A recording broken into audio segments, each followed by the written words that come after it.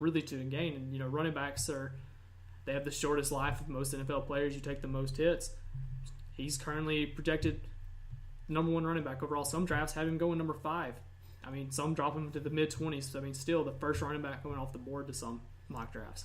I think that this draft or this combine could really help him, and it could help the quarterback out of Duke, Daniel Jones, because Duke, they never do really well in football. You never see what they do in football. They're not a 10-win program, but to have a guy that has been their quarterback for the past few years, and you're projecting him to go in the first round, he's going to have to prove to people that he is, that good. Yeah, he's going to get a lot of opportunities. He's going to be in front of a lot of lights, and you're not in that in Duke. You're not, national spotlight a lot of times. Exactly. And I think a guy who doesn't have a lot to prove at the combine, he can go out and give a good showing, but it won't really improve his stat as much as Dwayne Haskins at Ohio State. I think currently he's a top 10 guy. I don't think he has much to prove. I wouldn't blame him if he didn't do much of the combine, if he just sat out and took his time and rested, because now he's a top 10 guy. I think if the Giants, if I was the GM of the Giants, I would definitely take Haskins at number 6. If I could. If I had to move up, I'd move up and take him.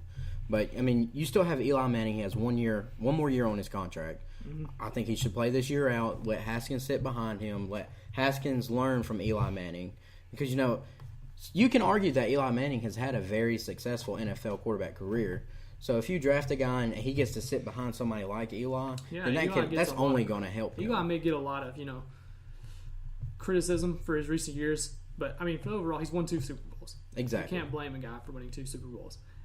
Any quarterback would benefit from learning from a guy like that. I mean, even Drew Lock from Missouri could be drafted by the Giants and sitting out a year behind him. I think that would benefit him a lot. Yeah, Even if they were to wait and go with a guy like Will Grier in the later rounds. Well, I don't think they'll do that. I don't think they want to miss out. I mean, I do think they'll take a quarterback early, but yeah. I mean, you already have Saquon. You need somebody in that backfield with Saquon, and you can build a monster on offense. But at the same time, I feel like you got players like Quinnen Williams, you have Josh Allen and Greedy Williams, you have these other guys that could be impact on the defensive end. So maybe you could wait a round or 2 for a quarterback if you wanted to get an impact player on the defensive end, improve your whole team. But as we talked about, quarterback is the main guy of a franchise most of the time. Oh, yeah. I mean, when you look at these players, it's very enticing. I mean, you sit back and you think, Josh Allen, he could be the next Von Miller, and he could be on your defense. So do you skip on the next Von Miller for the next, Patrick Mahomes, or do you want to take that risk? Or do you want to take a chance on a guy being the next Trevor Siemian? Exactly. You never know. You never know who you're getting with a quarterback sometimes. Even Paxton Lynch, everybody thought, coming out, he's a solid first-round guy, strong arm, but as we see now, he's not even on the Broncos anymore. Exactly. So I think a lot of that goes to poor coaching. Yeah, I mean, I think a player getting up with the right system, getting on the right coaching is definitely a big impact. I mean, that's just like going back to... But sometimes even a quarterback like Eli Manning could be the best coach for a guy. I Exactly. mean, Aaron Rodgers sat 3 years behind Brett Favre. Exactly. And this is Aaron Rodgers, who we generally regard as maybe the most talented quarterback to ever play the game. Maybe not in terms of statistics, but maybe the most talented to ever play a quarterback. Oh, yeah, I would definitely say that. He sat 3 years behind Brett Favre. I mean, sometimes it benefits someone to get coaching, not from just the coaching staff, but from the players around him. And Eli is definitely a legend in his own right, in my opinion. I think so. He is. Because, I mean, like you said, he's won 2 Super Bowls. So, I mean, you've already seen he's been successful before. Yeah, I mean, we talk about this, though, and, there's a lot that can impact the draft status of a player. Like we talk about them sitting out into the maybe sitting out the combine, but what do you think about players that transfer? Like we've had several players like Jalen Hurts, grad transfer going to Oklahoma, but like players that may transfer. And what do you think? How does that look to NFL teams or just college teams or even fans in general? Because that's a big uproar. It's like changing the college rule, and we have Justin Fields transferring and several other big names that's transferred after just a few games. I think a lot of it is the situation itself. I mean, like you look at Jalen Hurts. Jalen Hurts has done his due for the University of Alabama, and for him, he's got a degree. He's a grad transfer. Exactly. So, he's got 1 year of eligibility. I mean, the last 2, if Kyler Murray goes number 1 overall, the last 2 quarterbacks to go number 1 in the draft were Baker Mayfield and Kyler Murray. Yeah, Played from the University of Oklahoma, Lincoln Riley. And so I think, it's okay for him to leave. But then you look at people like Justin Fields, who he didn't sit out a year. He played a little bit. I personally think he transferred because of coaches. I mean, that's the issue. Is like, Jalen Hurts who's transferring, and in my opinion, I don't have an issue with someone transferring because they may see a better opportunity. And Jalen Hurts, if he feels like that's his best case to go to the NFL draft, why stay an extra year at Alabama to play behind Tua if I can go prove myself and maybe become an NFL quarterback? But you also have Justin Fields, who sees that he's probably not going to be the starter at Georgia anytime soon. Feels like he could be the starter at Ohio State next year. Do you blame a guy for? We don't blame a guy maybe for sitting out because he's injured, but can you blame a guy for leaving? I don't blame him for leaving. I think you again, kind of like the Zion thing, you're thinking about yourself. You have to do what's best for yourself. So I'm okay with him leaving. My problem is with the NCAA giving him immediate eligibility. Yeah. Because, what hardship did he have at the University of Georgia? He was right down the road from where he grew up. He got some playing time. Nobody mistreated him. And you were talking earlier about the tight end from Georgia who transferred. Luke Ford, he's only transferring because of a family illness. So he's trying to go back home to Illinois to where his family is so he can play in front of his family. So, people like that, I think they should get immediate eligibility. And it's kind of a touchy subject. It's like, do you think players should be eligible to transfer? We allow coaches to break their contracts all the time. It's like, and we're not upset with them because they're looking for a better job opportunity. Like me and you, if we leave our day job and go to a different job for a better opportunity, nobody's blaming us. Exactly. Can we blame a kid for leaving? It's like no one wants to work for their starting spot anymore, but they see that they have an opportunity to be the starting quarterback in another university. It's like, you don't say that to someone who leaves a job. Say, he didn't want to work for that promotion at the job. He just, left. He took an interview and left, and he found another job, a better paying job.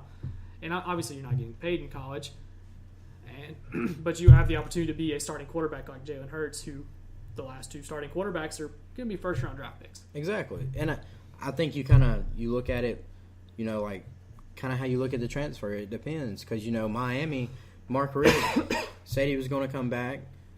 He had already planned on coming back, and then he just retired out of the blue. And he retired after all these kids had already signed to Miami. So, personally, I think all those kids, if they wanted to back out of their letter of intent, they could have. But you look at, you can't blame a coach for retiring after these kids have already signed and all this other stuff, and then you can't sit there and blame a player for trying to be better. But there should be consequences for what they're doing. And like you said, with the Field situation, it is a little different because I feel like he was more of not necessarily – he was looking for a better opportunity. I felt he left, maybe on bad terms because it seems like the Georgia fan base is also very upset with him. I think he did leave on bad terms. I think some of the players and some of the fans felt betrayed. And there's the difference between Jalen Hurts is leaving, and every single person wants to see him do good. It's like wishing him well at Oklahoma. Even though that's Oklahoma, no one in the SEC really cares for Oklahoma. Right. It's like, but they're saying good luck. It's like nobody wants to see him do bad. I guarantee if Jalen Hurts were to somehow win the Heisman next year, Alabama fans would go crazy for it. Oh, yeah, without a shadow of a doubt. But if Justin Fields were to be in Heisman consideration, I feel like it'd be a different story. There'd be a lot of upset people. It's a lot of backstory. I feel like, a player, Jalen Hurts, who sat a year, was started for 2 years, lost 2 games as the starter, and then has to sit behind Tua all year. Comes in the SEC championship and makes a crazy comeback. Just sat a whole year, just didn't really complain a whole lot. Worked his tail off and tried to get better as a quarterback. Even said that's what he wanted to do. That's why he stayed. Exactly. Now Justin Fields is just leaving. So it's like, I don't blame Justin Fields if he felt like it was a better opportunity, or anyone if they leave for a better opportunity. I feel like he left a little differently than Jalen did. Maybe rubbed some people the wrong way. I think it definitely could have been better. I felt like there were some things that could have been done better from the coaching standpoint and from Justin Fields' standpoint. They could have got together at least. There was reports that Kirby Smart was blindsided by him entering his name in the transfer portal. Yeah, it's crazy. It's kind of like that. Even like in the job search, like if one of us, like me, if I were to just leave my day job right now and like go interview somewhere else, and like they offered me a job, if I would have left, it's like, how would they feel? It's like, okay, I'm getting paid more. It's a better opportunity for me. It's like, but how did I make these people feel? It's like, exactly. Did you turn in that 2-week notice? It's like, I turned them in. Did I tell them, hey, I'm just going tomorrow? It's like, exactly. Can you blame me for looking for something better? But how did I go about it? And I think that's kind of maybe the situation you have with Tua, a difference between Jalen and Justin Fields. And even with other players who chose to transfer, Alvin Kamara transferred from Alabama at one point. He was at the University of Alabama, went to the University of Tennessee. So, it's just, can you blame a guy for looking for the best opportunity? That's kind of been the theme of our entire show today. It's like, can you blame a kid for really looking out for himself? Right. You always want to better yourself, so you can't look down on people who are trying to better themselves. It's like, and no one's saying, just like screw over the university or your friends or anything like that. It's like, but can you blame a guy? It's like sometimes you got to look out for number one, and you're going to upset people sometimes no matter what you do. I feel like Justin Fields upset a lot of people, but I feel like you're going to upset people no matter what. Oh, yeah. Every decision you make. He didn't want to work for Blake Barnett, Alabama a couple of years ago left. And people's like, oh, he's upset he lost the starting job to Jalen Hurts. Any quarterback that leaves, he goes and takes a starting quarterback job, especially a starting QBs, they're seen as kind of divas, or they didn't want to work hard. They just want the fame of being the starting quarterback. Exactly. We're all kind of selfish, though, in that way. We want what's best for ourselves. As now Barnett was the starting quarterback at the University of South Florida this past year. It took him a few transfers, but he finally found a spot. Yeah, it's all the right fit for you too. Yeah, and we also talked about that. It's like sometimes the right coaching is going to make a difference. When they changed coordinators at Alabama, was Jalen Hurts the right quarterback to stay on and to end up being a better quarterback for the system? Exactly. So, I think that's a lot of what we got going on there, as we see just the right fit and what a kid can do to better himself.